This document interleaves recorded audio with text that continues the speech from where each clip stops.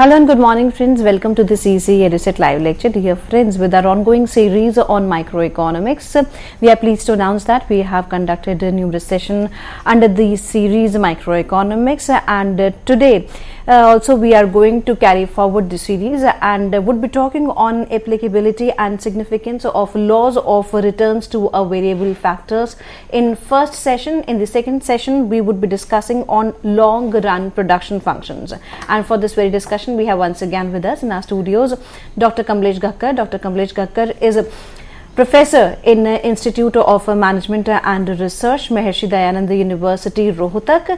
Dear friends, Dr. Gakkar has immense experience of more than 35 years.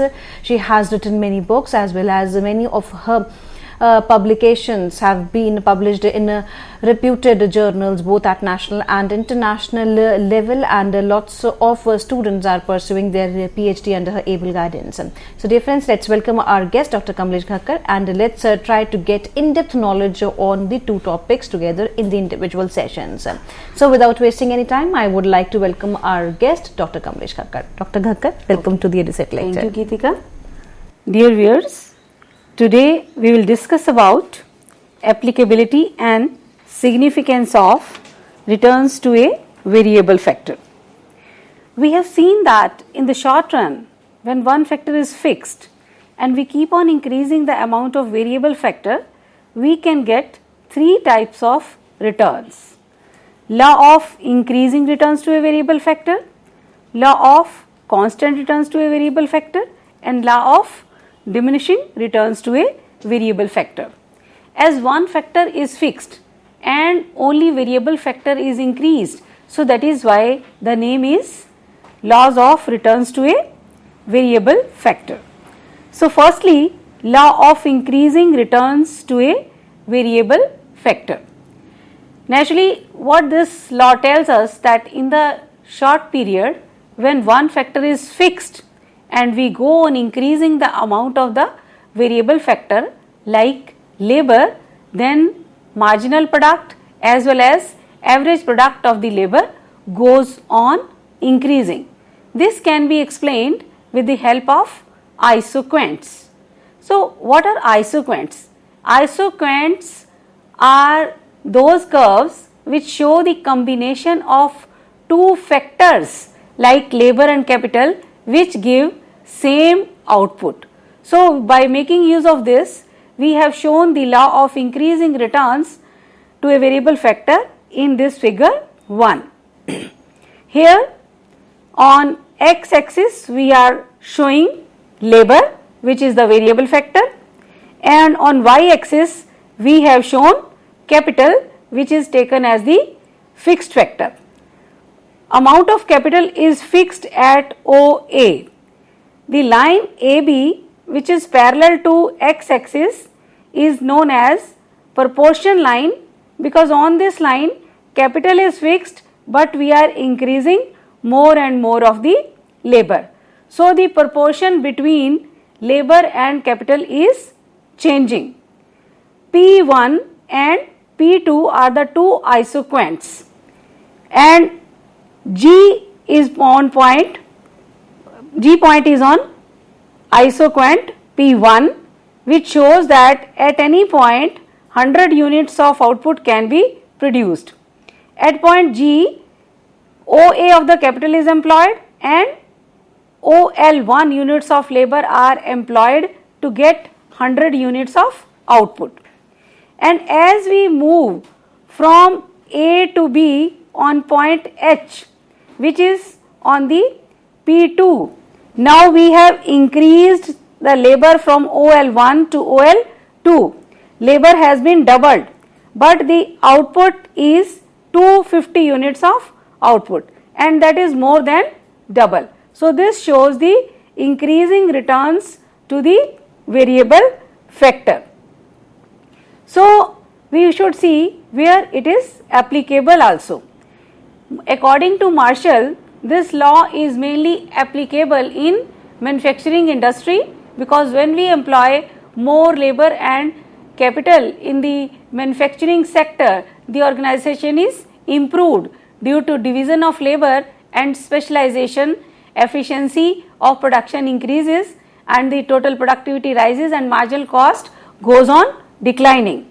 So, in Marshall's words, an increase in labor and capital leads generally to improved organization, which increases the efficiency of the work of labor and capital. Therefore, in those industries which are not engaged in raising raw produce, an increase in labor and capital generally gives a return increased more than in proportion.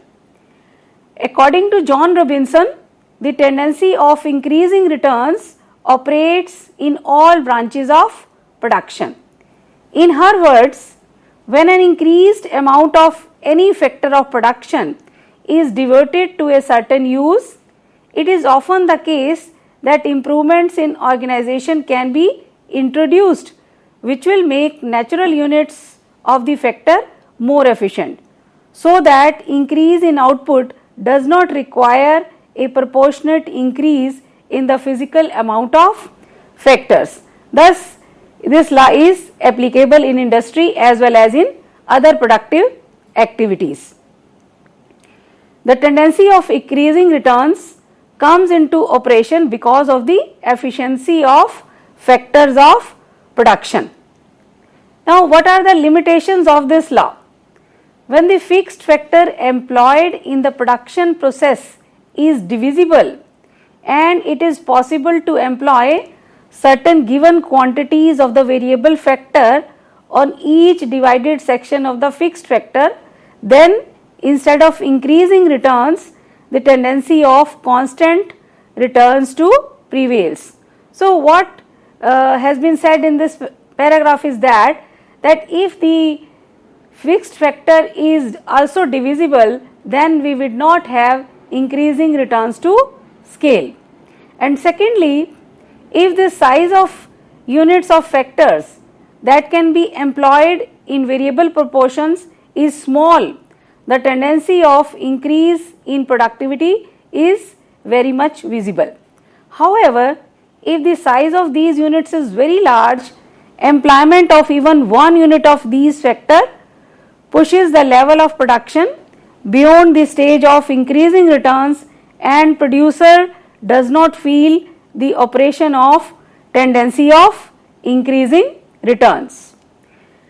Now, what is the law of constant returns to a variable factor? According to this law, as we go on employing more and more units of the variable factor with the fixed factor, marginal and average product of labor remains constant. According to Marshall, if the actions of law of increasing and law of diminishing returns are balanced, we have law of constant returns. This can also be shown in the form of a diagram with the help of isoquants. This is shown in figure 2. Here again on x axis we have taken labor and on y axis we have taken capital. Capital is the fixed factor and that is OA units of capital.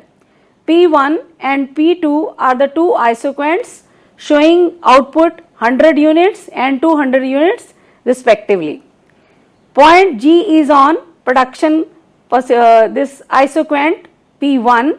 Here OL1 of the capital is employed with OA of the capital and 100 units of output are produced.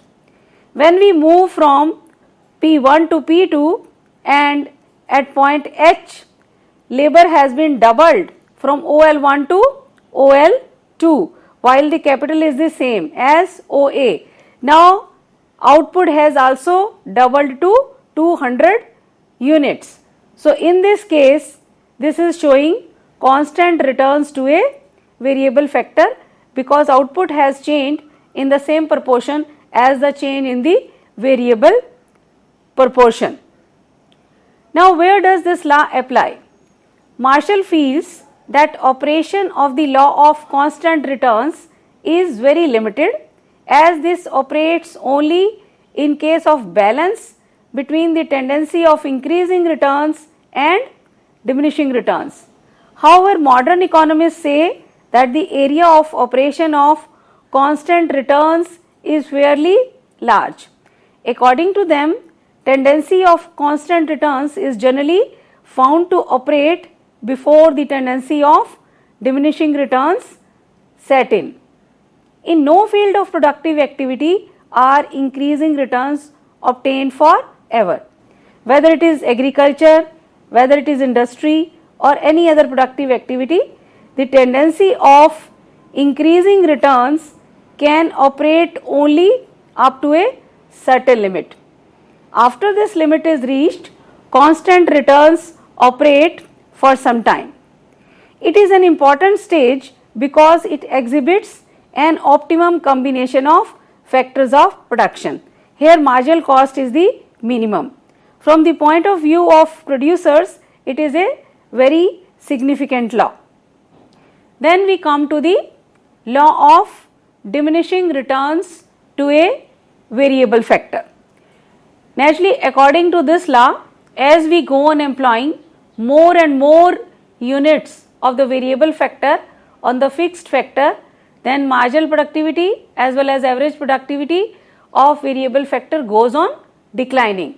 The causes of this law are the same as has been the causes of second stage and third stage of production in the law of variable proportions.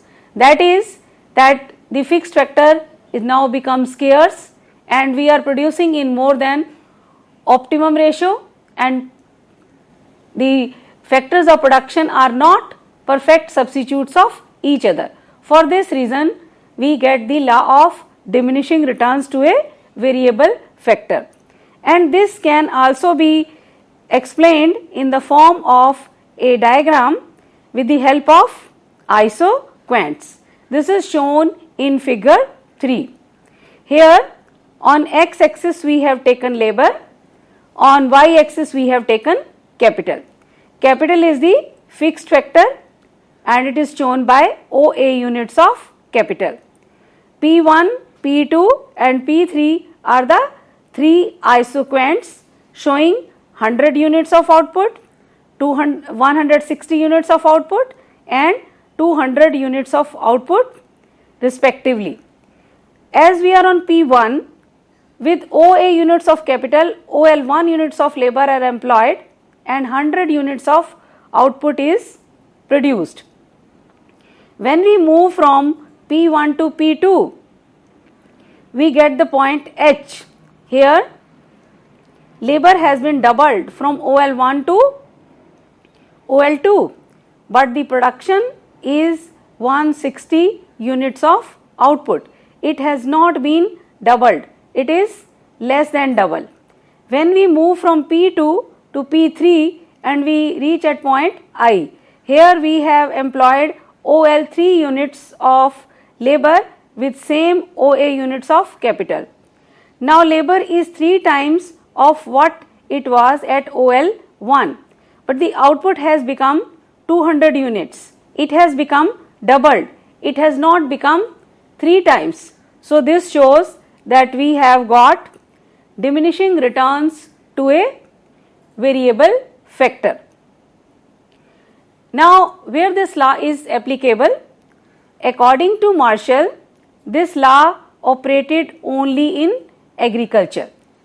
According to him, an increase in capital and labor applied in cultivation of land causes in general a less than proportionate increase in the amount of produce raised, unless it happens to coincide with an improvement in the arts of agriculture. So according to Marshall, this law operates only in agriculture. But according to modern economists like John Robinson and Stigler, they say that this law operates in all types of productive activities, whether it is industry, whether it is mining, whether it is construction. It is applicable in all the fields.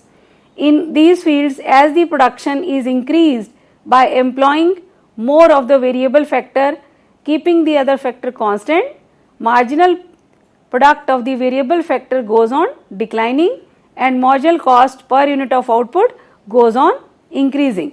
You can see, if we are talking of the industry, in the beginning there may be law of increasing returns to a variable factor by employing more labor on the same capital. But a time definitely comes when we need new machines, and if we are not replacing machines, or if we are not employing new machines, then with the employment of more and more labor, even in industry, law of diminishing returns sets in. Marginal productivity of labor goes on declining. Similarly, in mining also you can see that when there is the mining work, as we go deeper and deeper, then naturally law of diminishing returns will set in, that you will have to incur more cost to get or to dig the minerals out of the depth of the earth. So this law operates in mining also. In construction also, in some building, if you go on having more and more buildings, then what would happen? More and more flats are there on the, or you can say more and more stories on the same building. In the beginning, the marginal returns may be high or marginal cost may fall, but as you go on having more and more stories on the same building, it becomes more costly. You have to pay more to the laborer, you have to employ costly machines. So we find that this law of diminishing returns operates in agriculture, industry, in every field. Whenever one factor is fixed and the other factor is varied, marginal productivity of the variable factor will definitely diminish. This law applies more to agriculture because of the following reasons.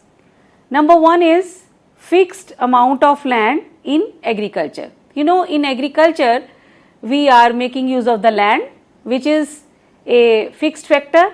We can't increase the total amount of land which is for the society, and if we are employing more and more labor on the same land, we find that marginal yields decrease.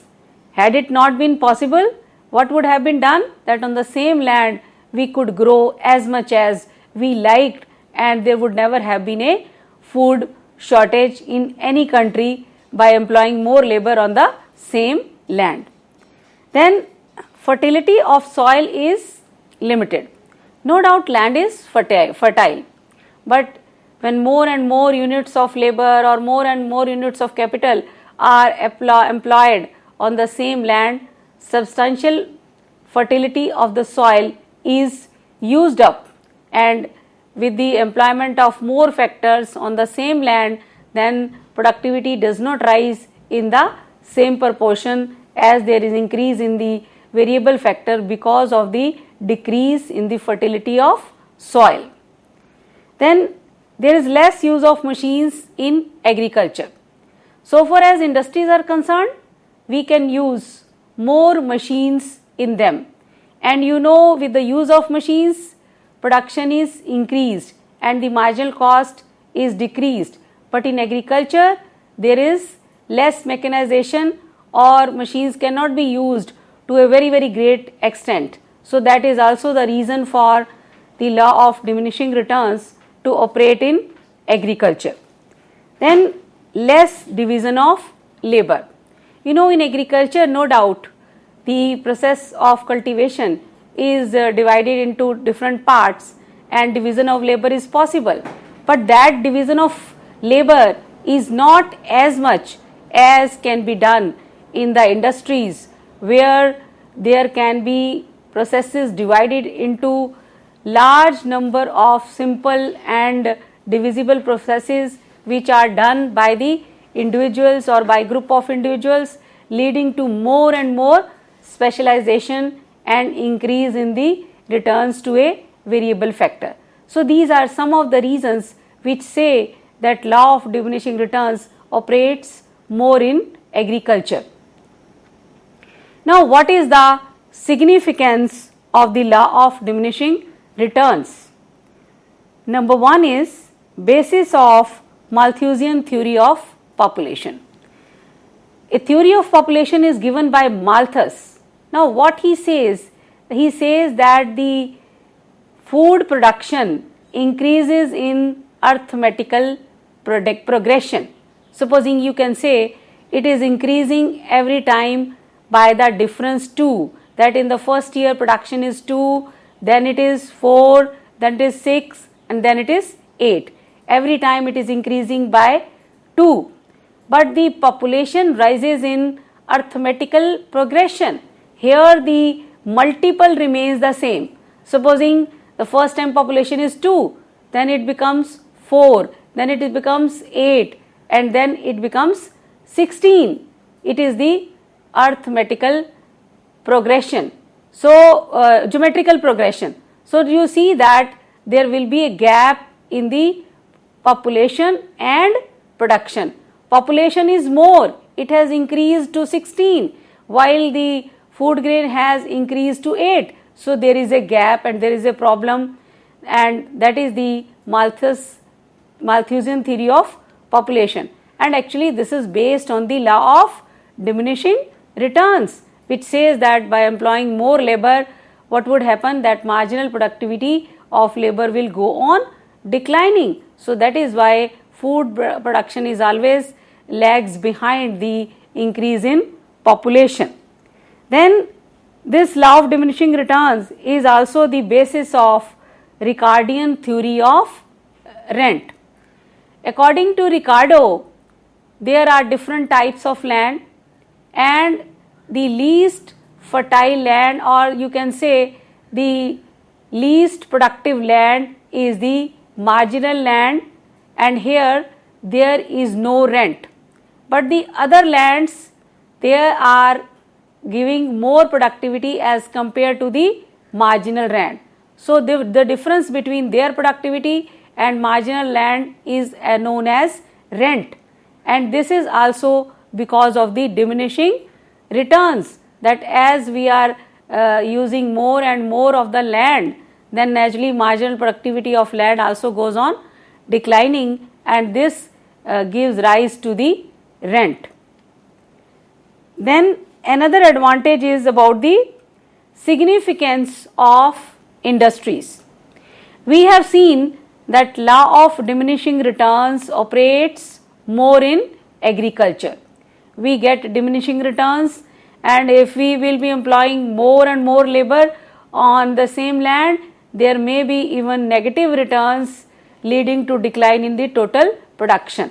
But in industry, this law no doubt is applicable, but that sets in at a quite later stage. So, that showed us the importance of industries, that for the development of any economy, the government should see to it that industries are developed. So, whenever we want that the growth of the economy should be at higher rate, we have to develop industries. So, this shows the importance of industries also. Then it is also the basis of migration. Why people migrate from one place to another?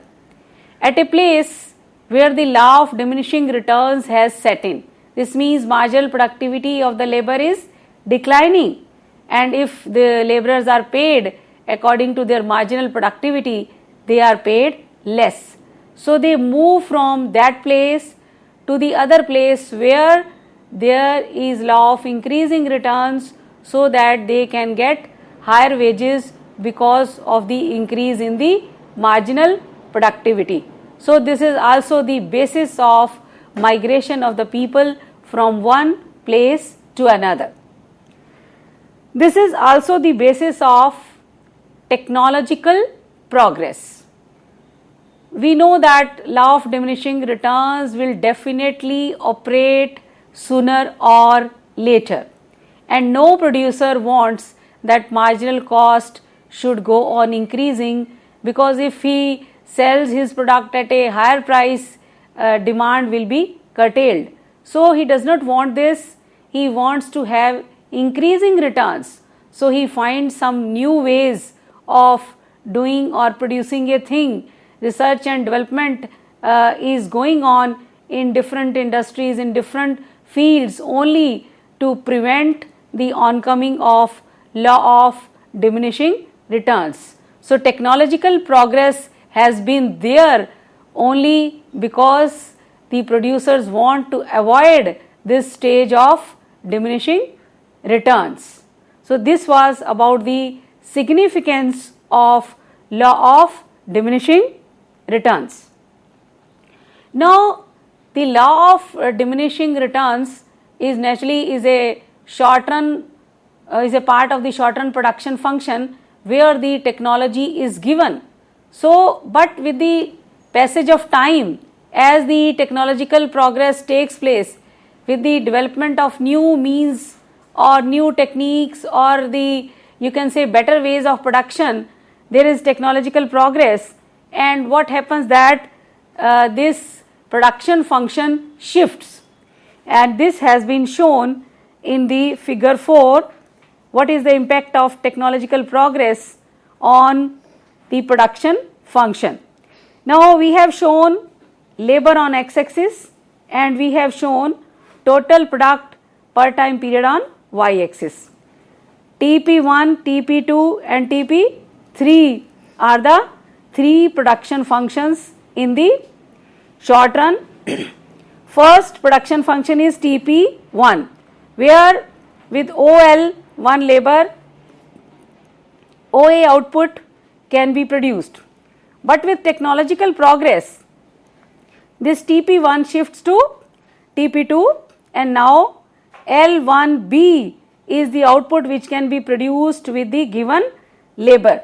Now, productivity of labor has increased because of the technological progress, and with further technological progress we get the new TP, which is TP3. It is showing with same OL1 labor production is now L1C. So, this shows that with increase or in the improvement in technology, there is increase in the total output, there is increase in the marginal output, and it appears that law of diminishing returns is not operating. But actually this is not true. Whatever may be the production function, whether it is TP1 or TP2 or TP3, a stage comes when the total product is maximum, and after that it goes on declining also, and that shows that there are negative returns, and even before that diminishing returns has set in.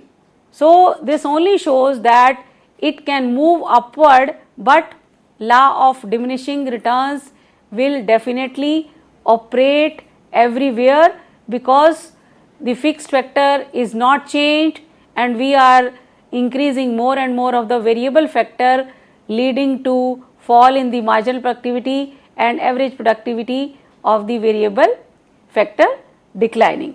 So, today we have done how these laws are applicable and what is their significance. Thank you.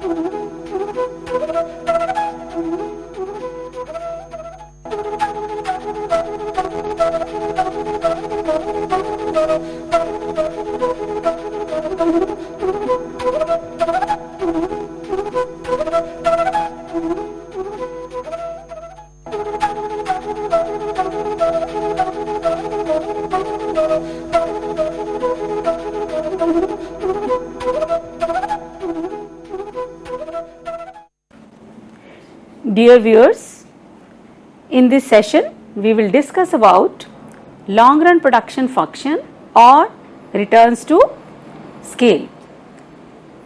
In the short run, we have seen that one factor was fixed and we went on increasing the amount of variable factor. But in the long run, all factors are variable. So production can be increased by increasing all the factors of production. In the short period, there was proportional or change. There was change of proportions in the inputs because one factor was fixed and the other was variable. So the ratio went on changing. So that is why it was law of variable proportions. But now in the long run, the input ratio remains constant because all the factors are increased in the same proportion.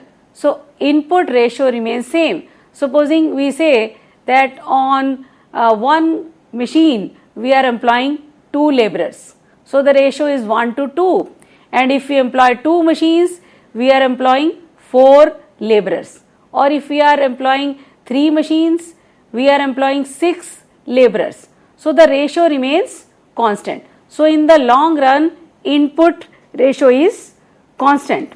Now we want to see what is the change in output when all the inputs are increased in the same proportion, and that means the scale is increased. The study of changes in output as a consequence of the changes in scale forms the subject matter of returns to scale. Now instead of laws of returns to a variable factor, we say there are laws of returns to scale because all inputs are increased in the same proportion or scale is increased. And we should know what is the difference between change in scale and change in proportion. This is shown in this figure. Here capital has been taken on y-axis and labor has been taken on x-axis. Line AB, which is the parallel to labor or parallel to x-axis on which we have shown labor, this is known as the line of proportion. On this line, input ratio is changing because here capital is fixed and it is OA, but the amount of labor is increased from AJ to AK or to AL. So on this line, the ratio is changing. Labor upon capital ratio is rising as we move from A to B, and P1, P2 and P3 are the isoquants. When we are on P1, we are employing OA of the capital and AJ of the labor to get 100 units of output. On P2 isoquant, we are at point K. Here with same capital, AK units of labor are employed and we get output of 200 units. And when we are on P3, we are employing AL units of labor with the same capital OA and output has increased to 300 units. So on this line AB, the ratio between inputs is changing. And the lines OE and OF, which are passing through the origin, they show the returns to scale. On these lines, input ratio is same. Supposing we take the line OF, this is a scale line. Here the input ratio is TW upon OW, capital upon labor ratio, and this ratio remains same at all the points, or you can say slope of this line on all points is same. The line OE is another scale line. Here input ratio is different. It is SW upon OW, but again it is also the same at all the points on the scale line OE. If we are producing along the line OE or OF, we get the returns to scale, and if we are operating on AB, we are having the law of variable proportions. Now, when a firm increases all the factors of production in a fixed proportion, output increases in three distinct phases. These three distinct phases or three laws are increasing returns to scale, constant returns to scale, and diminishing returns to scale. Increasing returns to scale. So what does this law says? That when input is increased in some proportion, output increases more than proportionately. Supposing input is raised by 30% and output rises by 50%, we will call it increasing returns to scale. This is shown in figure 2. Labor is shown on x-axis, capital is shown on the y-axis. OS is the scale line showing the same input ratio, and P1, P2, P3 and P4 are the 4 isoquants. Now what does this show? That this line OS is being cut by these isoquants, and the distance AB, BC and CD is not the same. Rather, it goes on decreasing. For 10 units of output, we need the labor and capital up to OA. But when we increase the output to 20 units, then we find that distance AB is less than OA. And then we move from P2 to P3.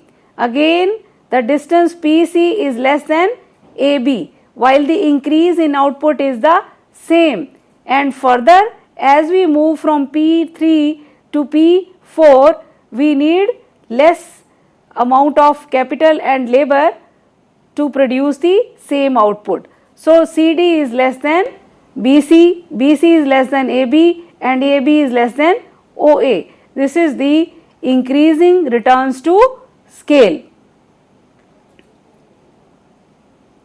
Now what are the factors responsible for increasing returns to scale? Why we get this law? Number 1 is indivisibility of the factors. Economists such as John Robinson, Calder, Lerner and Knight are of the view that indivisibility of factors is the most important cause of increasing returns to scale. Some factors are available in large and lumpy units and can therefore be utilized with utmost efficiency at large scale of output. So when output is increased from a small level to a larger one, indivisible factors are better utilized and therefore increasing returns to scale are obtained. Another reason is greater possibilities of specialization of labor and machinery. Chamberlain is of the view that returns to scale increase because of the greater possibility of specialization of labor. No doubt one reason was the use of indivisible factor, which was very large and that was used properly. But the other reason is that when we employ more of the labor and machinery, there can be division of labor, and we have already done that. When there is division of labor, the people can be assigned work according to their ability, according to their capacity. So this increases their skill, this increases their productivity, and total production increases and the marginal cost goes on declining. So increasing returns to scale is also the result of specialization of labor and machinery. Then another reason is integration of processes Integration of successive processes in the production of a commodity is another factor giving rise to economies of large scale production. When production is done on a large scale, a firm can undertake many activities together. Supposing a publishing company starts binding itself and it starts vanishing the covers also. So many other functions are also performed by the same company, and this leads to economies of scale. And economies of scale means that per unit cost goes on declining. There is saving of time, there is saving of money, so many benefits appear and that lead to fall in the per unit cost of production. There are dimension economies also, which are the reasons for the increasing returns to scale. What are these dimension economies? That supposing you are preparing a wooden box of 1 cube foot. So then the input is 1 into 1 into 1 is 1 and the output is also 1. But when you prepare a wooden box of 3 foot cube, this means all the sides are of 3 feet, then the input is 3 times 3 into 3 into 3. Then naturally what is the output? That is 27 times. Now what happens that the volume has increased too much. So this actually happens that we increase the size of a product, cost does not increase in the same proportion. So what does this imply? That there will be increasing returns to scale because of the dimensional economies. As well as whenever the production is done on a large scale, there are benefits of getting finance, there are benefits of selling at a good rate because you can sell more or you can do research and development. So the marginal cost of production goes on declining and you get the increasing returns to scale. Then we can have the constant returns to scale also. When the percentage increase in output is the same as the percentage increase in inputs, it is called constant returns to scale. Supposing input is doubled and output also gets doubled. So we say that we are having constant returns to scale. Empirical evidence suggests that the phase of constant returns is a fairly long one and is observed in the case of a number of commodities. In mathematics, the case of constant returns to scale is also called linear homogeneous production function or homogeneous production function of first degree. Constant returns to scale can also be shown in the form of a diagram, and we have shown it in figure 3. In figure 3, labor is shown on x-axis, capital is shown on y-axis. We have shown 4 isoquants P3 representing 30 units of output, P4 40 units of output, P5 50 units of output and PC 60 units of output. Output is rising by the same amount, and OS is the scale line which shows same input ratio at all the points. Now when we are at P3, we are at point C, and when we move from P to P4, output increases to 40 units. But now the distance CD between these isoquants, and we will compare it with the next distance. When P4 is there and we go to P5, now the distance between the two isoquants is DE, which is more than CD. In order to have the same increase in output, now we have to increase the inputs by a greater proportion, by the same, it is no doubt, it is not increased, rather it is the same. So that is the constant returns to scale. CD is equal to DE and DE is equal to EF. If these distances are equal, that means there are constant returns to scale, that output has increased in the same proportion as there has been increase in the inputs. So all these distances are CD is equal to DE is equal to EF, showing the constant returns to scale. Now what are the reasons for constant returns to scale? Generally, when inefficiencies of production on a small scale are overcome and no problems regarding technical and managerial indivisibilities remain, expansion in scale leads to a situation where returns increase in the same proportion as the factors of production. Some economists are of the view that when benefits of specialization of factors in the unit of production are small, or when such benefits have already been reaped at a small level of production, then for a considerable period of time production increases according to the law of constant returns to scale. Robinson, Calder, Lerner and Knight have argued that if factors of production are perfectly divisible, the production function must exhibit returns to scale.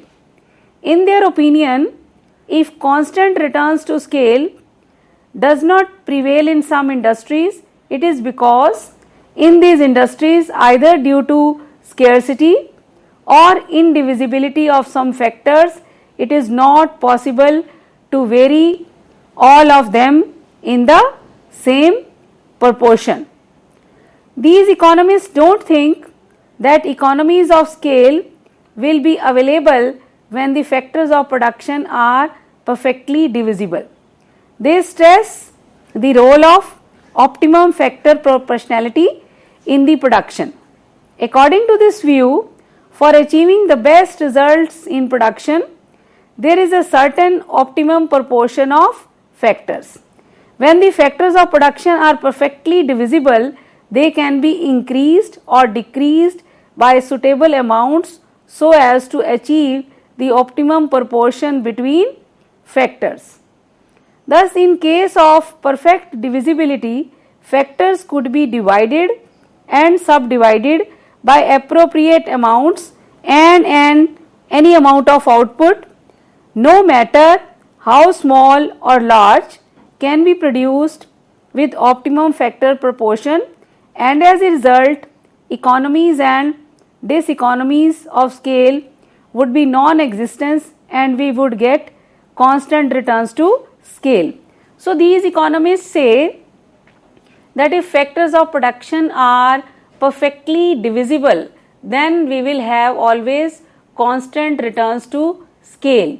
But Chamberlain is of the view that even if all the factors are divisible, even then we will have increasing returns to scale because a large factory is more productive or more efficient than the combination of two factories which are of the same size as becomes equal to the large factory. So a large machine always gives more production as compared to the smaller machines, even if they are increased in numbers. Then we have decreasing returns to scale. If the output increases in a less than proportionate increase as compared to the increase in the inputs. Supposing the input is doubled but output does not get doubled, we will say there are decreasing returns to scale. This is shown in figure 4. Labor is shown on x-axis, capital is shown on the y-axis, OS is the scale line showing the same input ratio or showing the expansion of scale, and again we have taken many isoquants P6, P7, P8, 9, 10 showing the same increase in the inputs by 10, but the distance EF, FG, GH and HI is not the same, rather it goes on increasing. HI is more than GH, GH is more than FG and FG is more than EF. So this implies that in order to have the same increase in output, we have to employ more and more proportion of the labor and capital or the inputs. So this shows that returns to scale are now decreasing, output is not increasing as in the same proportion as there is increase in the inputs. So this is because of, you can say, diseconomies of scale. Some economists are of the view that the entrepreneur is a fixed factor of production. While all other inputs may be increased, he cannot be increased. So decreasing returns to scale is a special case of the law of variable proportions. Because we have one entrepreneur, we cannot increase the number of entrepreneurs. So as we go on increasing the size of the firm, but he is the only person to handle all the functions, so marginal productivity goes on declining. But all the economists don't agree with this.